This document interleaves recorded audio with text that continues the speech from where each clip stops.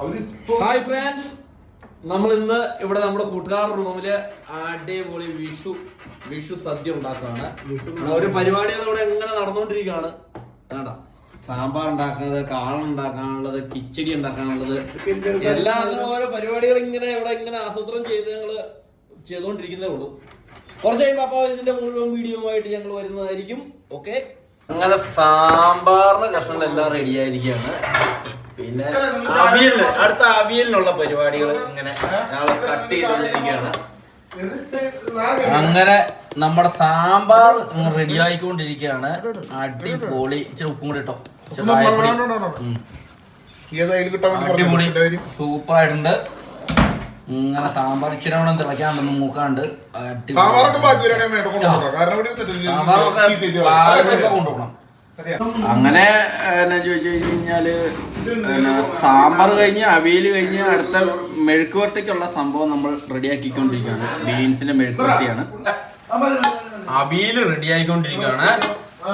സാമ്പാർ കഴിഞ്ഞു, അവിയൽ റെഡി ആയിക്കൊണ്ടിരിക്കുന്നു. അത് നമ്മള് മെഴുക്കുവരട്ടിയുടെ സാധനം റെഡിയാക്കി വെച്ചിരിക്കുന്നു. അടുത്ത നമ്മള് കാളനുള്ള സംഭവം റെഡിയാക്കിക്കൊണ്ടിരിക്കുകയാണ്.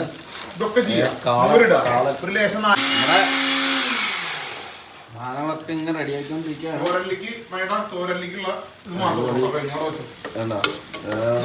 അവിയലിന്റെ തേങ്ങ സെറ്റ് ചെയ്തിട്ടുണ്ട്. കഴിഞ്ഞ് കാളനുള്ള സാധനങ്ങൾ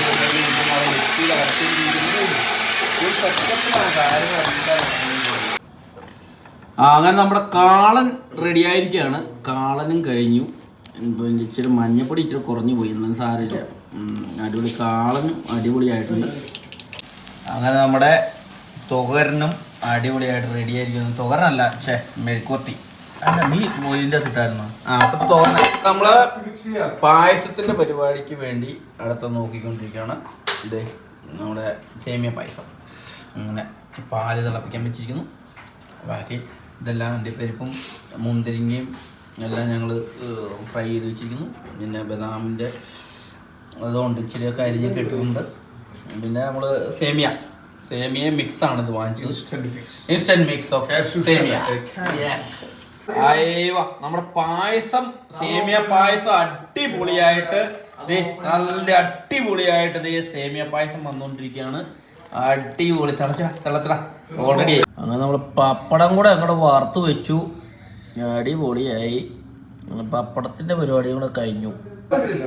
ചെറുപഴം എടുത്ത് വെക്കടാ. അങ്ങനെ നമ്മള് വിഷുവിന്റെ സദ്യ അങ്ങോട്ട് ആയിട്ടുണ്ട്. എങ്ങനെ ഉപ്പും വാഴക്കവർത്തും വെക്കടാ. ഇങ്ങനെ ചെറിയ രീതിയിൽ ഞങ്ങളൊരു വിഷു സദ്യ ഉണ്ടാക്കി അറേഞ്ച് ചെയ്ത് അടിപൊളിയാക്കി. അങ്ങനെ നമ്മുടെ കൂട്ടുകാരെല്ലാം ഇവിടെ ഉണ്ട്. ഹായ്, നമ്മളെല്ലാരും ഇങ്ങനെ ഇരുന്നിട്ട് ഭക്ഷണം കഴിച്ചിരിക്കുകയാണ്. വേണ്ട, എല്ലാരും ഭക്ഷണം കഴിക്കുന്നു. അടിപൊളി. ഞാനിവിടെ ഉണ്ട് കേട്ടോ. വിഷു സദ്യ ഞങ്ങള് അടിപൊളിയായിട്ട് അങ്ങോട്ട് കാര്യങ്ങൾ ചെയ്തു.